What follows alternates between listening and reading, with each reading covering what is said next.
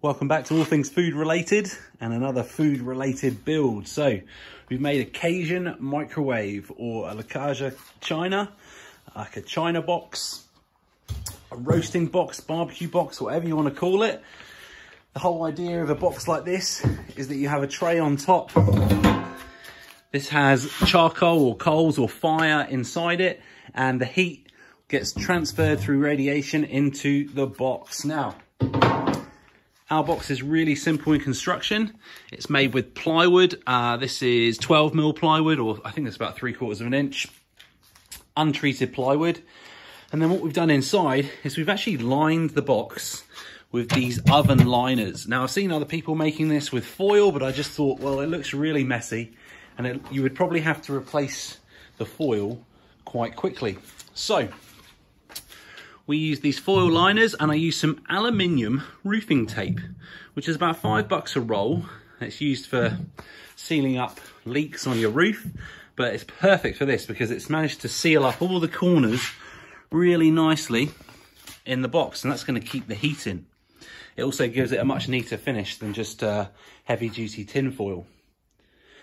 So the construction was really simple. We just started by joining the base and the sides together, and I just used, you can see one here, I just used some screws.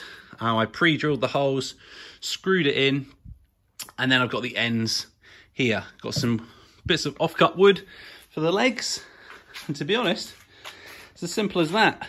I based the whole design off the tray that I had. So this is a nice snug fit for this tray, and I just put some pieces of wood around the side here, here, here, and here to fit the dimensions of the tray.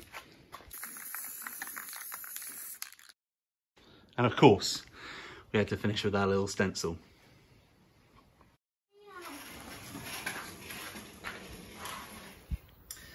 All right, as you can see, we put these little wire handles on just to make it really easy to pull this tray on and off.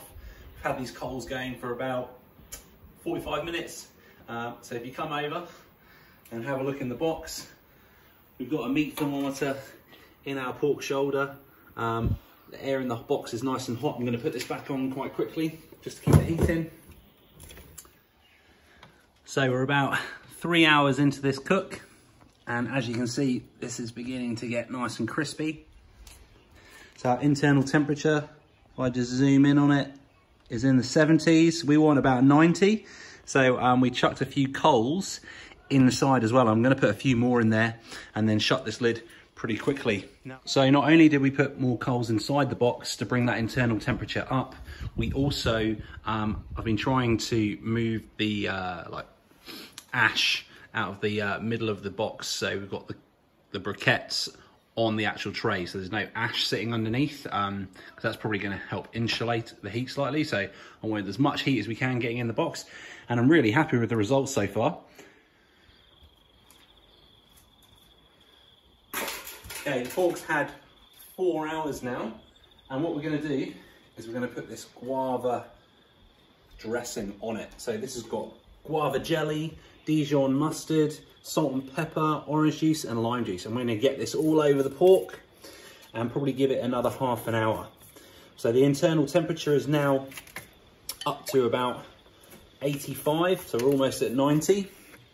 So we're almost at pulled pork stage. All right, so we put the coals back on, and we just need to take care of that for the next half an hour. Need to make sure that it doesn't burn. The temperature's gone down from the top a bit anyway, so I think it should be all right.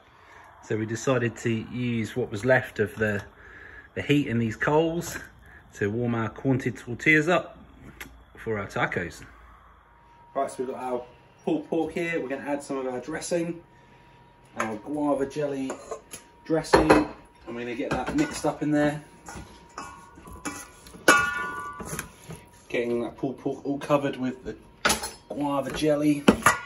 And this is how we're going to lay it out. Got our corn tortilla, bit of our pulled pork,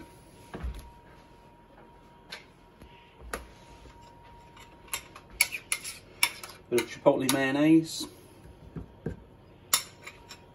We've got some pickled red onion, pickled in lime juice and salt, and a bit of pickled carrots.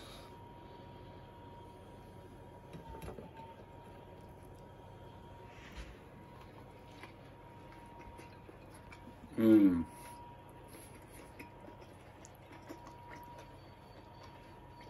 That pork is so moist from cooking in the box. Fantastic, give it a go.